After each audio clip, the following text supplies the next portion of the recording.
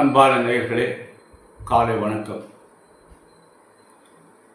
குரு பிரம்மா, குரு விஷ்ணு, குரு தேவோ மகேஸ்வரः, சாட்சாத் பரபிரம்மா, தஸ்மை ஸ்ரீ குரவே நமः.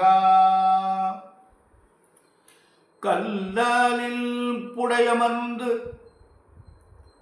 நான் மறை 6 அங்க முதல் கற்ற கேள்வி வல்லார்கள் 4 வாக்கு இருந்த பூரணமாய் மறைக்கு அப்பாலாய் எல்லாமாய் அல்லதுமாய் இருந்ததனை இருந்துபடி இருந்து காட்டி சொல்லாமல் சொன்னவனை நினையாமல் நினைந்து பவர் தொடக்கை வெல்வாய. குரவே நமக. அன்பான நேயர்களே, இன்று மார்கழி மாதம் 11ஆம் நாள் வியாழக்கிழமை, குருவாரம் என்று சொல்வது. இன்று ஏகாதசி திதி, நல்ல அருமையான திதி. இந்த ஏகாதசி திதி இரவு 1 மணி 3 நிமிடம் வரை இருக்குது. அதுக்கு பின்னாடி துவாதசி திதி வந்துடுது. நட்சத்திரம் சுவாதி நட்சத்திரம் மாலை 6:55 வரையும் இருக்குது. அதுக்கு பின்னாடி விசாகம் வந்துடுது. இந்த ஏகாதசிக்கு வரையும் சுவாதி இருக்கிற வரையும் அமிர்த யோகம், அதுக்கு பின்னாடி சித்த யோகம். ரெண்டுமே நல்ல யோகம்தான். அமிர்த யோகம் சித்த யோகம் ரெண்டுமே நல்லா இருக்குது. ராகு காலம் எப்போவுமே வியாழக்கிழமை 1 to 3, யமகண்ட காலைல 6 to 7:30, குளிர் 9 to 10, சூலம் தெற்கு, பரிகாரம் எண்ணெய். அன்பான நேயர்களே, இன்று கிரகங்கள் எப்படி இருக்கிறது? இந்த ஒவ்வொரு நாளைக்கும் ஒரு கிரகங்கள் அமைது. அதுபடி இன்றைக்கு சூரியன் தனுசுல, மார்கழி மாதம் 30 தனுசுல இருப்பார். சந்திரன் எங்கே இருக்கார் அப்படின்னா கன்னியிலேருந்து துலாத்துக்கு வந்துட்டார். அதனால் அவர் கொஞ்சம் மாறிட்டார். அதாவது சுவாதி 3 அப்படின்னு போயிட்டார் சந்திரன். அதனால் இன்னைக்கு சந்திரன் இருக்குது. செவ்வாய் கடல்லாம் இருக்கார், அவர் போய் மாற மாட்டார். புதன் அவர் விஷயத்தில் இருக்கார். குரு ரிஷபத்தில் இருக்கார், அவர் இப்போ 4 மாதத்துக்கு மாற மாட்டார். சுக்கிரன் மகரத்தில் நட்பு கிரகத்தில் இருக்கார். சனி பகவான் சொந்த வீட்டில் ஆட்சியில் இருக்கார். ராகு 4ல் இருக்கார், மீனத்தில் இருக்கார். கேது கன்னியில் இருக்கார். இந்த கிரகங்கள்லாம் கூடுமானவரை சிறப்பாக இருக்குது. இந்த ராசி பலன்கள் எப்படி இருக்கிறது என்று பார்ப்போம். இந்த மேஷ ராசிக்கு குரு பகவான் எப்படி இருக்காருன்னா, குரு பகவான் 2ல் இருக்கார். சனி பகவான் 11ஆம் இடத்துல லாபஸ்தானத்தில் இருக்கார். நல்ல அமைப்பு. மேஷ ராசிக்கு இன்று நல்ல சூழல். கவனமாக நடந்து கொள்ளுங்கள். பதட்டப்படாதீங்க, அவசரப்படாதீங்க. நல்ல நேரம், நல்லது நடக்கும். அன்பான ரிஷபராசி என்பர்களே, சிந்திக்கக்கூடிய தன்மை உடையவங்க. பொதுவாக ரிஷபராசியில் பிறந்தவங்க, ரிஷப லக்னத்தில் பிறந்தவங்கலாம் பிற்காலத்தில் நல்ல சௌரியமாக இருப்பாங்க. இது அனுபவம் தந்த பாடம்னு சொல்கிறது இல்லை. அதனால் பொதுவாக ரிஷபராசிக்கு ஜென்ம குரு, கொஞ்சம் பார்த்து கவனமாக நடந்து கொள்ளுங்கள். இந்த குரு ஜென்மத்தில் இருக்கிறது நல்ல இல்லை. ஆனால் உங்களுக்கு மிகப்பெரிய கிரகமான சனி பகவானும் ராகுவும் நல்ல இடத்துல இருக்காங்க. சனி பகவான் 10, ராகு 11, 2 பெரிய அமைப்பு உங்களுக்கு. அடுத்து மிதுன ராசி என்பவர்களே, உங்களுக்கு குரு 12ல் இருக்காங்க. நீங்கள் ரொம்ப பொறுமையானவங்க. நீங்கள் நிதானமாக நடந்து கொள்வீங்க, புரிஞ்சுக்கிடுவீங்க. அதனால் ஜாக்கிரதையாக பணிந்து போயிடுவீங்க. அதனால் கவனமாக நடந்து கொள்ளுங்கள். விரயங்கள் ஏற்படாது. அதாவது விரயங்கள் ஏற்படும்னா அதுக்கு தக்கபடி நம்ம நடந்து கொண்டோமையானால் விரயங்கள் மட்டும் வராது. ஓரளவு இருக்கும். 1000 ரூபா செலவிடுதா, ஒரு 300 ரூபா செலவழி. பார்த்து கவனமாக நடந்து கொள்ளுங்கள். அடுத்து கடகராசி என்பதில் உங்களுக்கு குரு பகவான் நல்லா இருக்கார். 11ஆம் இடத்துல இருக்கார். நல்ல இடத்துல, அருமையான இடத்துல இருக்கார். நல்லதே நடக்கும். நல்ல காரியங்கள்லாம் நடைபெறும். உங்களுக்கு மற்ற கிரகங்கள்லாம் எதுவும் பலமாக இல்லை, எந்த கிரகங்களும் உங்களுக்கு சிறப்பாக இல்லை. அதனால் பார்த்து ரொம்ப ஜாக்கிரதையாக நடந்து கொள்ளுங்கள். சிம்மராசி என்பர்களே, இன்று உங்களுக்கு குரு பகவான் 10ல் இருக்கார். குரு 10ல் இருப்பது அவ்வளோ சாக்கியம் இல்லை. ஆனால் ராசிநாதன் சூரியன் 5ல் இருக்கார். சனி 7ல் இருக்கக்கூடாது, அவர் 7ல் இருக்கார். அதெல்லாம் பார்த்து ஜாக்கிரதையாக நடந்து கொள்ளுங்கள். கொஞ்ச நாளைக்கு கொஞ்சம் கவனமாக நடந்து கொள்ளுங்கள், பொறுமையான நிதானமாக நடந்து கொள்ளுங்கள், டென்ஷன் ஆகாதீங்க. கன்னிராசி என்பவர்களே, ரொம்ப உங்களுக்கு அருமையான நாள். பொதுவாக அந்த கன்னிராசியில் பிறந்தவங்கள கல்வி நல்லா இருக்கும் அப்படிம்பாங்க, கொஞ்சம் மென்மையாக நடந்து கொள்வாங்க, அமைதியாக போயிடுவாங்க அப்படிங்கிறது கன்னி லக்னத்துக்கும் கன்னிராசிக்கு. ஏன்னா புதனுடைய வீடு, புதன் ரொம்ப மென்மையான கிரகம், அதனால் அவங்க அப்படிலாம் இருப்பாங்கன்னு சொல்கிறாங்க. ஆனால் அது வந்து கரெக்டாக இருக்கிறது ஒன்றும் மாற்றம் இல்லை. உங்களுக்கு அருமையான நாள். குரு பகவான் உங்களுக்கு வந்து எப்படி இருக்காருன்னா 9ஆம் இடத்துல இருக்கார், நல்ல அருமையான இடத்துல இருக்கார், உங்களுக்கு நல்லது நடக்கும். சனி பகவான் 6ல் இருக்கார். அன்பான நேயர்களே, உங்களுக்கு வந்து இந்த சனி பகவான் வந்து ஒரு நல்ல இடத்துல இருக்கார், அது உங்களுக்கு நல்லது செய்யும். குரு 9ஆம் இடத்துல இருக்கார். அன்பான துளாராசி என்பவர்களே, இன்று நேரம் சரியில்லை. உங்களுக்கு குரு 8ல் அஷ்டம குரு என்று சொல்வது, அதனால் இன்றைய நேரம் சரியில்லை. இன்றைக்கு வந்து குருவனுடைய அமைப்பு உங்களுக்கு எதையுமே செய்ய விடாது, புதுசாக எதையும் செய்ய விடாது. பார்த்து ஜாக்கிரதையாக நடந்து கொள்ளுங்கள், கவனமாக நடந்து கொள்ளுங்கள். விருச்சிக ராசி என்பதிலே உங்களுக்கு அருமையான நாள், நல்ல நாள். உங்களுக்கு இன்று நல்லதே நடக்கும். ராசிநாதன் செவ்வாய் 9ல், 7ல் குரு நல்ல இடத்துல இருக்காங்க. அதனால் குரு அருமையான இடத்துல இருக்காங்க, நல்லது நடக்கும். டென்ஷன் இல்லாமல் இருங்கோ, அவசரப்படாதீங்க, கவனமாக நடந்து கொள்ளுங்கள். தனுசு ராசி என்பதிலே ஆற்றல் மிக்க நீங்கள், திறமையானவங்க, எல்லா திறமையும் உங்கள்கிட்ட இருக்குது. அதனால் பார்த்து கவனமாக ஜாக்கிரதையாக நிதானமாக நடந்து கொள்ளுங்கள், நல்லதே நடக்கும். தனுசு ராசி என்பவர்களுக்கு 7.5 முடிஞ்சது. குரு பகவான் சரியில்லை, 6ஆம் இடத்துல இருக்கார். உடல்நிலை சற்று கவனமாக நடந்து கொள்ளுங்கள். ஆனால் சனி 3லேயும் ராகு 4லேயும் இருக்குது, எதிர்காலம் பிரமாதமாக இருக்கும். அன்பான மகர ராசி என்பதில் உங்களுக்கு 7.5 இருக்கிறது, ஜாக்கிரதையாக நடந்து கொள்ளுங்கள், கவனமாக நடந்து கொள்ளுங்கள். 7.5 தாக்கம் இருக்கிறது, இருந்தாலும் பயப்படாதீங்க. ஏன்னா அந்த சனியுடைய வீடு, அவங்க சொந்த வீடு இது. அதனால் குடும்பமானவரை கெடுதல் அதிகமாக பண்ண மாட்டாங்கன்னு சொல்கிறாங்க. ஆனால் அந்த 7.5 தாக்கம் இருந்து தான் ஆகும். அதனால் பயப்படாமல் கவனமாக நடந்து கொள்ளுங்கள். குரு 5ல் இருக்குது, சனி ராகு வந்து 3ஆம் இடத்துல இருக்கார்.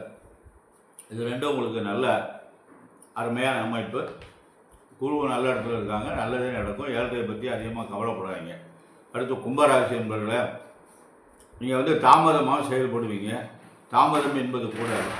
அதனால் உங்களோட திறமையெல்லாம் நிறைய இருக்குது, கொண்டு வாங்க, ஒத்தி வைக்காதீங்க, நாளைக்கு பார்த்துக்கணுன்றதுங்காங்க.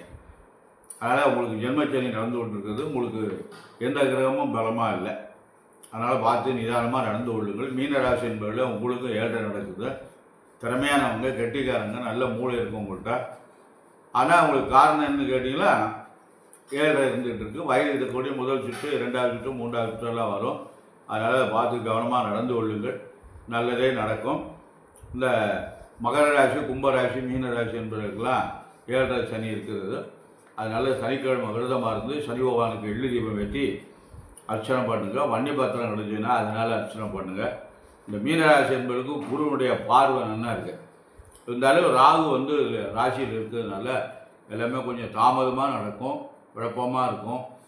அதனால் பயப்படாதீங்க, வாய்ப்பு இருக்குது, நல்ல முன்னேற்றம் இருக்குது. இறை வழிபாடு செய்யுங்கள், உங்களுக்கு நல்லதே நடக்கும். நான் வந்து நேற்று வந்து ஊருக்கு போயிருந்தேன். அதனால் நேற்று அங்கே நெட்டு கிடைக்கல. அது முந்தா நாள் பதிவு பண்ணவே அது நேற்று தான் போயிருக்கு. அதனால் நேற்று நான் பதிவு செய்யலை. நான் போயிருந்த ஊர் எந்த ஊருன்னு கேட்டிங்கன்னா தஞ்சை மாவட்டம் பேராவூரணி வட்டம் மருந்து பள்ளம்னு ஒரு ஊர். அந்த ஊர் எங்கள் சொந்த ஊர். அந்த ஊரில் ஒரு பெரிய சிறப்பு என்னன்னு கேட்டிங்கன்னா, அங்கே ஒரு சிவன் கோவில் இருக்குது. அது சரபோஜி மகாராஜாவால் கட்டப்பட்ட கோவில். அது செங்கக்கல்லால் அந்த காலத்தில் கட்டியிருக்காங்க. அந்த கோவிலில் வாசலில் ஒரு பாதரி மரம் இருந்தது. அங்கே அந்த அதுக்கு ஒரு கதையே உண்டு.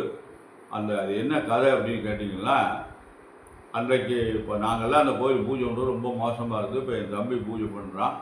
நல்ல சிறப்பாக இருக்குது அந்த கோயில். அதாவது அங்கே அப்போ கோவில் கிடையாதான். சரபோஜி மகாராஜாவுக்கு வெண்குஷ்டம் இருந்துதான். அவர் ரொம்ப கவலைப்பட்டு அது நோயை தீரலை. அவர் என்ன பண்ணியிருக்காருன்னா, அந்த மருங்கப்பள்ளத்துக்கு பக்கத்தில் கடற்கரை ஓரமாக மனோகரா என்று ஒரு உப்பரியை கட்டுறார். அங்கே போய் தங்குவாராம் அவர். அங்கே போகும்போது இந்த மருங்கப்பள்ளம் வழியாக போயிருக்கார். அப்போ இருட்டி விட்டதுனால அந்த மருங்கப்பள்ளத்தில் டென்ட் அடிச்சுக்கிட்டு அங்கே தங்கியிருக்காங்க. அப்போ வெறும் இலுப்பத்தோப்பு காடு, இலுப்ப மரம் நிறைய இருந்திருக்கு. அங்கே அவர் படுத்திருந்திருக்காரு. அப்போது இரவில் பாதராத்திரியில் அவர் சொப்பனத்தில், எந்தரா கவலைப்படாத, காலையில் எழுந்திருந்து அப்படியே இருக்கிற இடத்துக்கு நேராக பாரு, ஒரு குளம் இருக்கும், சின்ன ஊர் இருக்கும், அதை சுத்தம் பண்ணிவிட்டு அதில் போய் குளிச்சுட்டு அப்படியே மேற்கவா ஒரு பாதிரி மரம் இருக்கும். அந்த பாதிரி மரத்து அடியில் நான் இருப்பேன். ஒரு புத்து இருக்கும். அந்த புத்தத்தை அடியில் பார்த்தீங்கன்னா நான் இருப்பேன். என் பாதத்தில் 3 உருண்டை லேகியம் இருக்கு. அதை எடுத்துக்கோ. ஒன்று அப்போவே சாப்பிடு. இடுப்பு கழுத்தளவு வெண்குஷ்டம் போயிடும். அடுத்து 2வது சாப்பிடு, சுத்தமாக காலியாகும். 3வது சாப்பிட்டோன்னா கம்ப்ளீட்டாக கட்டவரில் மட்டும் இருக்கும். எனக்கு ஆலயத்தை எழுப்பி கோவிலை கட்டி சுத்தமாக மாறிடும் அப்படின்னு கனவுல சொல்லியிருக்காரு எம்பெருமான். உடனே பதவி எந்திருந்து ராஜா அசோகரை கூப்பிட்டு அந்த இடத்த சுத்தம் பண்ணால் அது ஒரு சின்ன குட்டைன்னு சொல்கிறது அந்த காலத்தில். அந்த மாதிரி ஒரு தடாகம் இருக்கிறது. உடனே அவர் காலையில் விடிஞ்ச உடனே அதில் ஸ்நானம் பண்ணியிருக்காரு. இறங்கி குளிக்க அது எப்படி தெரியல சொல்கிறாங்க. அதனால் ஸ்நானம் பண்ண உடனே அவருக்கு உடம்புல ஒரு புத்துணர்வு தென்பட்டுருக்கு. உடனே நேராக மேற்க போய் பார்த்துருக்காரு. பாதரி மரத்தில் ஒரு புத்து இருக்குது. சேவர்கள் விட்டு அந்த புத்தை தடி பார்த்தா உள்ளே சிவலிங்கம் இருந்திருக்கு. அந்த சிவலிங்கத்துக்கு கீழே 3 மருந்து உருண்டை இருந்திருக்கு. அந்த மருந்து உருண்டை எடுத்து பிரித்து சுட்ட பார்த்தா உள்ளே லேகியம் இருந்திருக்கு. அந்த ஒரு லேகியத்தை சாப்பிட்ருக்காரு. சாப்பிட்ட உடனே அவருக்கு அந்த உடம்புல அந்த குஷ்டம் தீர்ந்த மாதிரி ஒரு உணர்வு இருந்திருக்கு. உடனே அவர் என்ன பண்ணியிருக்காரு, அங்கே சிப்பாயை காவலுக்கு போட்டுவிட்டு அதெல்லாம் சுத்தம் பண்ணுங்க அப்படின்னு சொல்லிட்டு கோவில் கட்டுறதுக்கு ஏற்பாடு பண்ணி அவர்கிட்ட மந்திரியாக இருந்தவர் வைஷ்ணவ சமுதாயத்தை சேர்ந்தவங்க இருந்திருக்காங்க. அவர் என்ன பண்ணியிருக்காருன்னா, நம்ம மோனு சிவாலயத்தை கட்டவா பக்கத்தில் பெருமாள் கோயிலை கட்டிவிட்டாங்க. பெருமாள் கோயிலை கட்டி கும்பாபிஷேகத்துக்கு ராஜா பண்ண, நான் சிவன் கோயிலை கட்ட சொன்னேன், நீ என்னடா பெருமாள் கோயிலை கட்டிட்டு ராஜா கோவம் வந்துருக்கு. உடனே அவர் ராஜா என்ன பண்ணிருக்காரு, அந்த கும்பாபிஷேகம் முடிஞ்சு அந்த தேர் ஓட்டம் வெண்கலத்தினால தேர் பண்ணியிருக்காங்களாம் அப்படின்னு ஒரு வரலாறு சொல்கிறாங்க. அது நமக்கு தெரியாது, கதையான நிஜமாக பொய்யான்னு தெரியாது. அந்த தேரை போய் ராஜா கைனால் தொட்டு ஓட்டணும். அப்படி தேர் வடம் பிடிக்கிற போது அசரி என்னை தொடாத, என்னை கோயில் கட்டினதும் உனக்கு விருப்பம் இல்லை, அதனால் நான் இங்கே இருக்க மாட்டேன் அப்படின்னு சொல்லிவிட்டு அங்கே ஒரு திருப்பாக்கடல்னு ஒரு குளம் இருக்குது, இன்றைக்கே இருக்குது, அதுக்குள்ளே போயிடுதான் அந்த தேர். பெரியவங்கெல்லாம் சொல்லியிருக்காங்க, வெள்ளிக்கிழமைக்கு அந்த குளத்துல போய் தண்ணியில் இறங்கி உட்காந்துட்டு காதை கேட்டோம்னா மேலே சத்தமெல்லாம் கேட்கும்னு சொல்லியிருக்காங்க. அதை யாரும் போய் பார்த்ததில்லை. ஆனால் உண்மையில எங்கள் தகப்பனாரெலாம் சொல்லியிருக்காரு, அந்த மாதிரி சத்தம் வருப்பா அப்படின்னு சொல்லியிருக்காரு. அதுக்கப்புறம் இங்கே இந்த கோயிலை மருங்கப்பள்ளம் கோயிலை கட்டியிருக்காங்க. அந்த சாமிக்கு பேர் தமிழில் மருந்தீஸ்வரர்னு பேர், வடமொழியில் ஔஷதபுரீஸ்வரர். ஔஷதபுரீஸ்வரர், ஔஷதம்னா மருந்து, மருந்தை புரிந்தவர் என்றால் கொடுத்தவர். பெரிய நாயகி உடனுரை மருந்தீஸ்வர் அப்படின்னு பேர் வச்சுருக்காங்க. அங்கே எழுத்தாப்பில் இருக்க அந்த குளம், இப்போ அந்த குளமெல்லாம் பிரமாதமாக வெட்டிக்கிட்டெல்லாம் படித்துலாம் கட்டி நீட்டாக கோவில் பிரமாதமாக திருப்பணி பண்ணி என்னுடைய தம்பி மணிகண்ட சிவம்னு பேர், அவருடைய முயற்சியில் மாமா நடந்துட்டு இருக்கு. இப்போ கோயில் திங்கக்கிழமையெல்லாம் அங்கே ஒன்றும் பண்ண முடியாதான் கோயிலில் அர்ச்சனை பண்ணுறதுக்கு. அவ்வளவு கூட்டங்கள் வெளியிலேருந்து நிறையா, பொள்ளாச்சி, கோயம்புத்தூர், ஈரோடு, திருப்பூர், இங்கெல்லாம் அந்த காரைக்குடி, தேவகோட்டை, இங்கெல்லாம் மக்கள் நிறைய போகிறாங்களாம். அவங்க போகிறவங்களுக்கெல்லாம் அந்த வியாதி தீருதான். அங்கே என்ன பண்ணுறாங்கன்னா ருத்ர ஹோமம் பண்ணுறாங்க. அந்த குளத்தில் குளிக்க சொல்லி கோபூஜை பண்ணி ஹோமம் பண்ணி அவங்களுக்கு அபிஷேகம் பண்ணி சுவாமிக்கு அபிஷேகம் பண்ணி அர்ச்சனைலாம் பண்ணி பிரசாதம்லாம் கொடுக்குறாங்க. காலை டிஃபன், மதிய சாப்பாடுலாம் கொடுக்குறாங்க. இந்த மாதிரிலாம் பண்ணுறாங்க. போகிற மக்களுக்கு திருப்தி அடைகிறாங்க. அதுதான் முக்கியம். அதாவது நமக்கு நோய் தீருதா இல்லையாங்கிறத விட போகிற மக்களுக்கு மனசு நிறைவு இருக்குது. மனசு நிறைவடைஞ்ச உடனே மார்க்கம் கிடைச்சது நல்ல உண்டு. அதனால் நிறையா அந்த ஊருக்கு தான் நான் இன்றைக்கி சொந்த ஊர் அது. குடும்பத்தில் முக்கியமான காரியம் அதுக்காக நான் போயிருந்தேன். அதனால் இது பண்ண முடியல. அன்பான நேயர்கள், இதை கேட்கின்ற நேயர்கள்லாம் உங்களுக்கு விருப்பம் இருந்து அருமையான கோவில், பிரமாதமான கோவில், பஸ் ரூட்டு தான். பக்கத்தில் பேராவூரணி டவுனு, பேராவூரில் தங்கிக்கலாம். 5 கிலோமீட்டர் இருக்கும், தங்கிக்கலாம். அங்கேயும் தங்கலாம். அங்கே இந்த கோயிலில் தங்கினீங்கன்னா பெரிய புண்ணியம். அங்கே எல்லா வசதியும் இருக்குது உங்களுக்கு. அந்த கோவிலில் வந்து எல்லா வசதியும் தம்பி பண்ணி வச்சுருக்கான். குளிக்கிறது, குளத்தில் குளிக்கலாம், லெட்டின் பாத்ரூமு, சாப்பாடெல்லாம் கொடுக்குறாங்க. காலை டிஃபன்லாம் கொடுத்துட்றாங்க. தம்பி வீட்லேயே இதெல்லாம் ஏற்பாடு பண்ணி அதெல்லாம் கொடுக்குறாங்க. மத்தியானம் சாப்பாடும் கொடுக்குறாங்க. அதெல்லாம் இந்த குறையங்கள்லாம் நடந்துருக்கு. அன்பான நேயர்களே, நீங்கள் வந்து அந்த ஔஷத புரீஸ்வரர் அதுதான் முக்கியமானது. மருந்தை கொடுத்தவர் என்று பொருள். அதனால் வாழ்க்கையில் ஒரு நாள் அதில் போய் அந்த இறைவனை தரிசனம் பண்ணி, அதுக்கு ஏதோ பணம் வச்சுருக்காங்க. அது பேராவூரணி பக்கத்தில் இருக்குது.